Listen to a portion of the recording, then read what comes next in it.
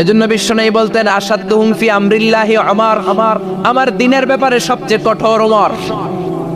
বিশ্বনবী বলতেন আমার পরে কোনো নবী নাই, কোনো রাসূল নাই, তবে আমার পরে যদি কেউ নবী হতো আমার ওমর নবী হয়ে যেত।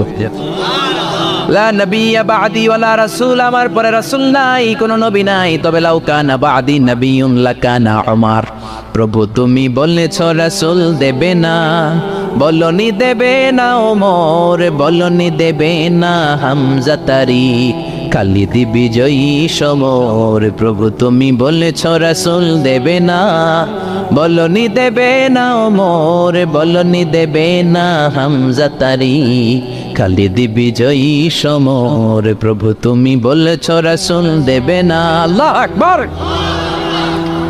মদিনায় যত মুনাফিক ছিল জমের মতো ভয় পাইতো সাইয়েদনা ওমরকে। শয়তানদের লিডার ইবলিসও ভয় পেত ওমরকে। বিশ্বনবী বলেন ওয়াল্লাযী নাফসি বিয়াদিহি, ওমর ওই সত্তার কসম যেই সত্তার হাতে আমার আত্মা, মা লাকিয়াকা শাইতানু সালিকান ফাজ্জান ইল্লা সালাকা ফাজ্জান গায়রা ফাজ্জিক। ওরে ওমর, শয়তান যদি তোমারে কোনো রাস্তায় দেখে